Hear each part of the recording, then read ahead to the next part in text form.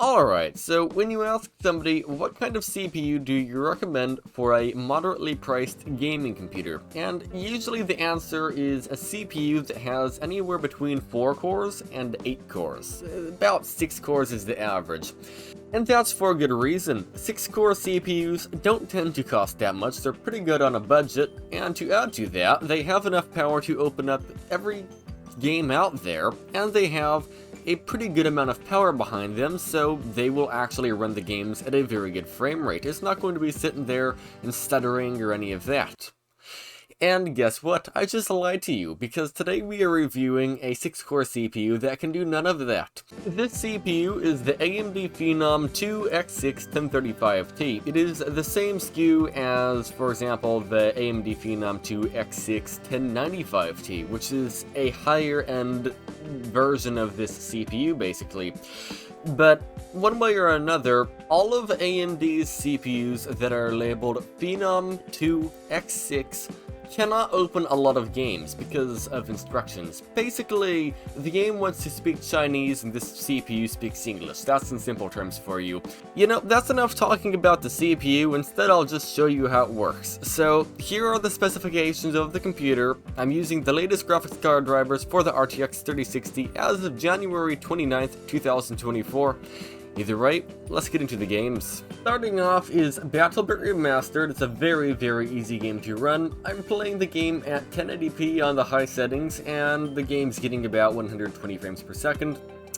Yeah, I mean, there's not really much to see here, it just runs great. Now, one thing to note though, this is only with 2 players online. Yes, 2. For some reason I can't figure out how to play a game with actual people in it. There's only 2 people in this entire server, which is barely anything.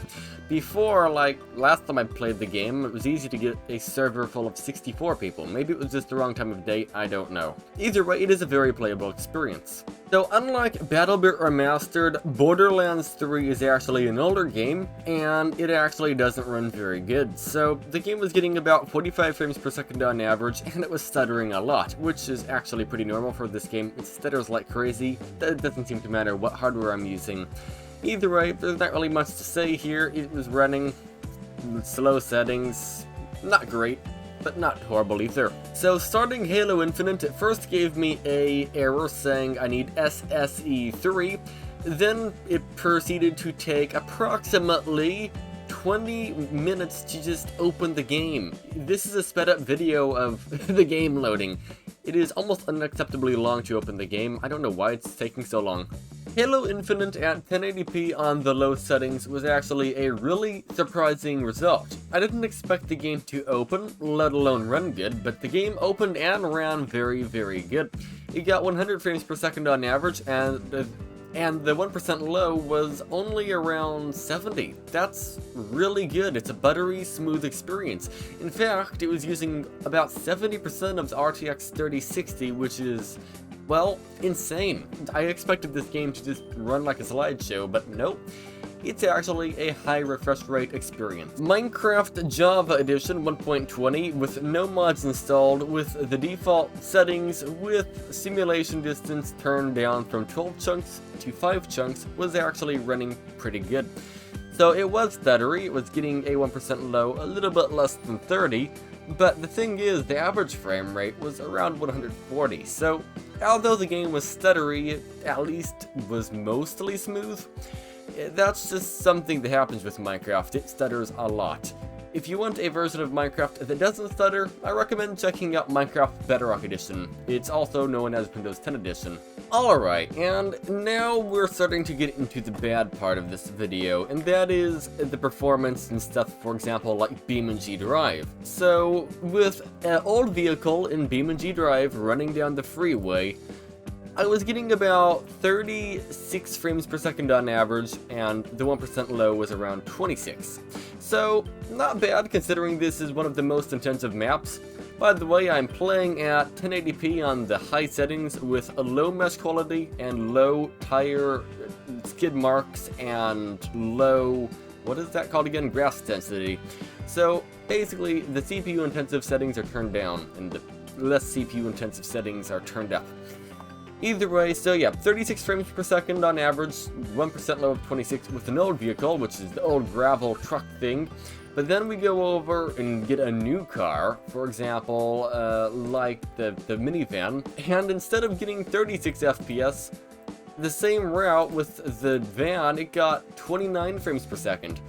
Or we go over and get the fancy new race car, and it goes over and gets 20 frames per second on average. Yeah, and it's specifically with this CPU. For some reason, this CPU in this game hates the new cars, but other CPUs I have that are pretty weak, like an i3-2120, it doesn't have the issue. The new cars run the same as the old cars, but with this Phenom that has 6 cores, yeah, it's not good at all.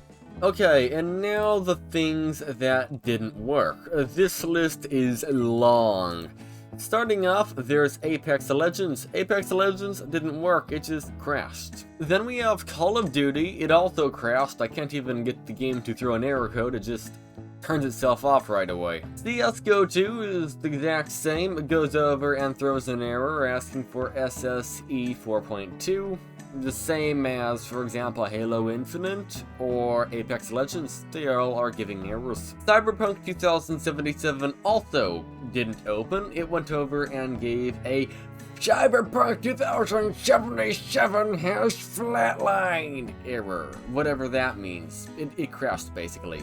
Fortnite used to work on this CPU, though somebody in the comments informed me that it didn't work on a review I did a while ago on this CPU, and yeah, the game went over and updated at some point and made it more strict for the CPU, so yeah, these old Phenoms, they don't even play Fortnite anymore. In fact, Fortnite doesn't even give you an error, it just flat out doesn't even open. Or even attempt to open, I should say. The finals also didn't open, it just crashed as well, which is kind of a disappointment because the finals is a game that I would expect to run pretty decently, but no, it doesn't. Although the finals is a rather good game when it comes to graphics card optimization, it does actually require a pretty beefy CPU. So, there's that, but this doesn't even open, probably due to, again, the lack of instructions, which is pretty disappointing. Also, I need to add, so these AMD Phenoms, they online are selling for a minimum of $30, alright? For context, it performs worse than a $10 Intel equivalent CPU. So if you are looking for a decent 6-core CPU, I do recommend trying to get yourself a cheap AM4 motherboard. They can be got pretty cheap. And then you can get yourself something along the lines of a early Ryzen CPU, alright? The early Ryzens, like Ryzen 1000 series, they are actually pretty good and they're pretty cheap. Or get yourself an FX. FX CPUs have a pretty bad reputation, but they actually are decently powered CPUs. They're not as good as the Ryzens, but they do pretty good. And also, I recommend checking out something like a older Sandy Bridge server motherboard with, let's say, a 10-core CPU. Those 10-core CPUs do use a bit more power than these Phenoms. The Phenom uses about 150 watts under full load. Yeah, that's about what those 10-core CPUs do from Sandy Bridge servers, but they actually perform significantly better, and it's nice having more than 6 cores, at least sometimes, even if games don't use all 10 cores and 20 threads. Either way, thank you so much for watching this video, and I'll see you again in the next one.